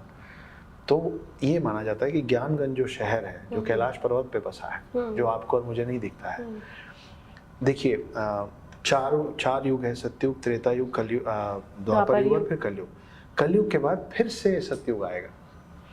तो हम जितनी चीज़ों को ख़त्म कर दे रहे हैं इस पृथ्वी से, जिसको हम कहते हैं विलुप्त हो गए, जिसको हम कहते हैं एक्सटिंक्ट हो गए, तो अगली बार सतयुग जब शुरू होगा तो उनको वापस कैसे लाएंगे आप? क्योंकि वो तो ख़त्म हो गए। वो सब जमा होते हैं ज्ञानगंज में to get the next circle of yuga started. तो क्या हमारे कर्म भी खत्म हो जाते हैं? सब खत्म हो जाता है। हनुमान खत्म हो जाएंगे, परशुराम, हनुमान सब खत्म हो जाएंगे। फिर से सृष्टि शुरू होगी, फिर से सब ओके। शंकर जी का डमरू देखें आप। ये मेरी थ्योरी है, किसी को बुरा लगे तो सॉरी, लेकिन बुरा लगने जैसा कुछ है नहीं। तो ऐसा है ना कि मुझे डमरू ऐसा दिखता है कि सतयुग, आप मेरी उंगली को ध्यान से देख सकते हैं कैमरा में भी, सतयुग, त्रेता युग, द्वापर युग, कलयुग, फिर सतयुग। ये जो डमरू का शेप बना, जिसको शिव जी ऐसे ऐसे करते रहते हैं। तो आपने सैंड आर ग्लास देखा ना कि आप ऐसे करते तो इधर जाता, वैसे करते तो डुग डुग जो चल रहा है, आपका जो ये बो शेप बना, इसको आप जब जल्दी जल्दी पेन चलाएंगे ना उस पे, तो आपको पता भी नहीं चलेगा कि वो कब इन्फिनिटी बन जाएगा। तो जो इन्फिनिटी है वो हमारा डमरू है। वो जो डमरू के 4 कोने हैं वो सतयुग, त्रेता, द्वापर और कलयुग है। और कलयुग के बाद डुग डुग में फिर सतयुग आएगा। तो जब फिर से सतयुग आएगा तो फिर से सब कुछ होगा। फिर से राम पैदा होंगे, फिर से रावण आएगा, फिर से हनुमान आएंगे। हनुमान को याद नहीं होगा, वो राम से मिलेंगे, उनको याद दिलाया जाएगा। रामायण खत्म होगा, राम विष्णु अवतार में वापस ऊपर जाएंगे और हनुमान को फिर रुकना पड़ेगा। तो क्या फिर से रावण पैदा होगा? क्या फिर से वो सारी सर्जनाएं होंगी? ये सब कुछ फिर से होगा, दोबारा होगा। फिर हमारे कर्मों का महत्व क्या है? मैं आज जो कर्म कर रही हूँ, अगर ये अगले कलयुग में भी सेम ऐसा ही रिपीट होना है, तो मेरे कर्मों का क्या महत्व है? आपका कर्म इस युग के खत्म होते होते तक खत्म हो जाएगा। उसके बाद आपका energy, what is a soul? Soul is energy, right, scientifically. और हम उसको हिंदी में आत्मा कहते हैं। तो आत्मा जब परमात्मा से मिल जाता है तो मोक्ष की प्राप्ति कहलाता है। उसके पहले ये एनर्जी जब इधर उधर भटकती रहती है तो हम बार बार फिजिकल फॉर्म में बॉडी में आते रहते हैं। जब कलयुग खत्म होगा, इस कालखंड का जब कलयुग खत्म होगा, तो जितनी एनर्जीज हैं वो सब जाके परमात्मा में विलीन हो जाएंगे और फिर नई एनर्जीज निकलेंगी, सबको मोक्ष मिल जाएगा, सब कुछ खत्म हो जाएगा और फिर से जो नई सृष्टि शुरू होगी उसमें इला के अपने नए कर्म होंगे, अक्षत के अपने नए कर्म होंगे। हो सकता है कि अगली बार अक्षत इला से सवाल पूछ रहे हों और हम वो जो एनर्जी है वो आप और मैं इस शरीर में नहीं होंगे, हम किसी और शरीर में किसी और तरीके से किसी और गर्भ से बाहर आएंगे।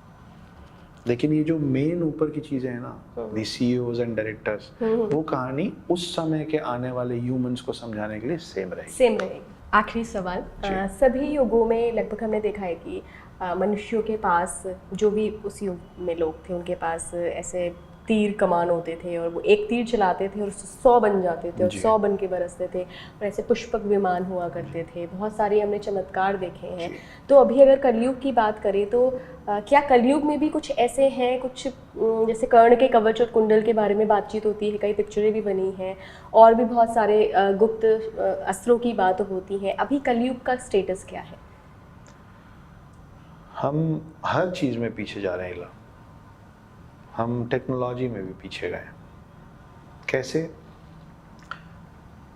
नासा ने एक दिन टेलीस्कोप बनाया, सैटेलाइट भेजा और पूरी दुनिया को बताया कि बीच में सन है और सन के इर्द गिर्द 9 प्लैनेट्स घूम रहे हैं और हम उसको सोलार सिस्टम बोलेंगे। आपको लगता है कि जिस दिन उन्होंने ये बताया कि सोलार सिस्टम बोलेंगे, उसके बाद हमने सौरमंडल शब्द का इजाद किया?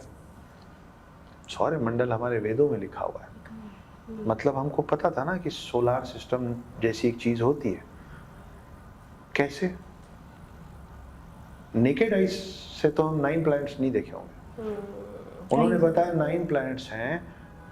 आपके घर में जब गृह प्रवेश हो या किसी की अंत्येष्टि हो, आप चावल के ढेर में 9 सुपारी रखते हैं और उसकी पूजा करते हैं। वो आप 9 ग्रहों की पूजा करते हैं, 9 ग्रहों की शांति की पूजा करते हैं। इन्होंने तो अभी 60, 70, 80 साल पहले बताया कि 9 ग्रह हैं। आपको तो पता था ना कि 9 ग्रह हैं, तब ना आप हनुमान चालीसा में अर्थ से सन का डिस्टेंस लिखा हुआ है। वो चीज जब नासा ने बोला कि this is the light year distance of between, it is so close to what is already written, तो हमको वो पता था ना। हमारे साथ प्रॉब्लम ये हुई है कि हमारी आदत पड़ गई है, बहुत गंदी आदत पड़ गई है कि हमको हर चीज का वैलिडेशन उनसे चाहिए। जब उन्होंने बोला ना ये तो they are land of snakes, तो हमने मान लिया कि we are land of snakes, क्योंकि वो दिखने में गोरे थे, अलग तरीके कपड़े पहनते थे, जो भी था। आप देखिए कि जब हम पहले बोलते थे ना कि पुष्पक विमान में रावण आया तो लोग हंसते थे। फिर कुछ बहुत साल बाद ना राइट ब्रदर्स ने, क्योंकि वो हंसते क्यों थे, उनको लगता था कि इंसान उड़ ही नहीं सकता। आज आप और मैं सब उड़ रहे हैं, कुछ प्लेन में बैठ के, कुछ बिना प्लेन के भी उड़ जाते हैं, ठीक है। तो पुष्पक विमान वो बोलते हंसते थे। फिर राइट ब्रदर्स ने जब सही में पहली बार प्लेन इन्वेंट किया और प्लेन उड़ गया, और जब उन्होंने बोला from today onwards the history will talk that the man can fly, तो आपको पता है हमने क्या कहा? हमने बोला हम भी तो वही बोल रहे थे कि पुष्पक विमान था। अब पुष्पक विमान, अगर विमान की बात करेंगे तो बिना ग्रेविटी के तो बात नहीं कर सकते ना। एक शख्स दौड़ना नहीं सीखता ना, पहले चलना सीखता है। तो अगर आपको विमान की बात करनी है तो आपको गुरुत्वाकर्षण, आपको ग्रेविटी की समझ होनी पड़ेगी, नहीं तो आपका विमान जमीन कैसे छोड़ेगा? यू नीड टू नो ना कि मेरे को जमीन छोड़ना है तो ये जमीन खींच क्यों रही है। आपको और मुझे पता है न्यूटन्स लॉ ऑफ ग्रेविटी, यही पढ़ा है ना हमने। न्यूटन के पैदा होने के 1000 साल पहले एक शख्स थे, और ये डॉक्यूमेंटेड है, मैं हवाबाजी में बात नहीं कर रहा हूँ। एक शख्स थे जिनका नाम था Brahmagupta. Brahmagupta, yes, I am proud to be a Gupta. So उनका नाम था ब्रह्मगुप्त। उन्होंने 1000 साल पहले अपनी किताब में 3 लाइनें लिखी। उन्होंने लिखा कि जैसे अग्नि का काम है हर चीज को भस्म करना, जैसे पानी का काम है हर चीज को शीतलता प्रदान करना, वैसे ही धरती का काम है हर चीज को अपने प्रति आकर्षित करना, ग्रेविटी। इस ब्रह्मगुप्त की इस 3 लाइन को उनके मरने के 500 साल बाद भास्कर टू नाम के एक शख्स ने एलोबरेट किया। उसने लिखा कि ब्रह्मगुप्त ने जो ये लाइन लिखी थी कि धरती पृथ्वी का काम है हर चीज को अपने प्रति आकर्षित करना, उसको हम गुरुत्वाकर्षण कहते हैं। भास्कर 2 के मरने के 500 साल बाद न्यूटन अंकल पैदा हुए थे और हम बोलते हैं न्यूटन्स लॉ ऑफ ग्रेविटी। उसके 1000 साल पहले अगर हम ग्रेविटी बना सकते थे, और मैं ये प्रूव कर पा रहा हूँ कि 1000 साल पहले हमने ग्रेविटी समझा दी थी दुनिया को, तो आप मुझे ऐसे कैसे प्रूव कर पाएंगे कि राइट ब्रदर्स के पहले आदमी उड़ नहीं सकता था? अगर हमको ग्रेविटी की समझ थी तो हमको विमान की समझ थी। गलीलियो जो पहला शख्स था जिसने बोला था कि अर्थ इज राउंड, उसको एंटी क्राइस्ट बोल के टांग दिए थे, है ना? जब वहाँ गलीलियो का एंटी क्राइस्ट बोल के टांग रहे थे, उस समय भी हमारे देश में ज्योग्राफी को भूगोल ही कहते थे। भू मतलब लैंड होता है, गोल मतलब गोल होता है। अब आप इस बात पे लड़ सकते हैं कि नहीं नहीं, वो तो बाद में हमने भूगोल शब्द का याद करके ज्योग्राफी बोल दिया होगा। मैं आपको वो भी, उस पर भी मैं प्रमाणित करता हूँ। साउथ में जाइए, अभी हम कांतारा और वराह अवतार की बात कर रहे थे। वराह अवतार के सिंह में जो गोल चीज रखी है, फ्लैट तो नहीं रखी ना, वो गोल रखी है। धरती गोल। तो हमको, और वो मंदिर कई हजार साल पुराने हैं, तो उस मंदिर को पहले से हमको पता था कि जो भू है वो गोल है, वो गोल है। तो इसमें आप हम पे सवाल हम ही उठाते हैं और कोई नहीं उठाता। तो ऐसा है। बिल्कुल, बहुत बहुत धन्यवाद अक्षत। मतलब मेरे लिए खुद भी बहुत ज़्यादा इंसाइटफुल था और बहुत ज़्यादा इंटरेस्टिंग रहा है ये आज का अंतःकरण। अगर आखिर में आप हमारे दर्शकों को कुछ कहना चाहते हो, कुछ ऐसा जो मुझसे छूट गया हो आपसे पूछने में, तो आप प्लीज़ कह सकते हैं। क्राइम बढ़ नहीं रहा है, क्राइम घट रहा है इस देश में। हमको दिखाया क्राइम ज़्यादा जा रहा है, उसको थोड़ा कम देखिए। अपने आसपास वालों को खुश रखिए, खुद खुश रहिए। ज़िंदगी बहुत आसान और सिंपल है, कॉम्प्लिकेट मत कीजिए बस। थैंक यू सो मच अक्षत। तो आज के अंतःकरण में हमारे साथ थे मशहूर राइटर अक्षत गुप्ता। आपको ये एपिसोड कैसा लगा और क्या आपकी अक्षत से, माइथोलॉजी से जुड़े हुए, इंडियन पौराणिक इतिहास से जुड़े हुए कोई और भी सवाल है तो आप कमेंट बॉक्स में हमें भेज दीजिए। हम कोशिश करेंगे कि अगले पॉडकास्ट में हम फिर से अक्षत को इनवाइट करें और आप सभी के जो क्वेरीज हैं, जो सवाल हैं, उनके जवाब जानने की कोशिश करें। आप जुड़े रहिए स्पीकिंग ट्री के साथ। नमस्कार।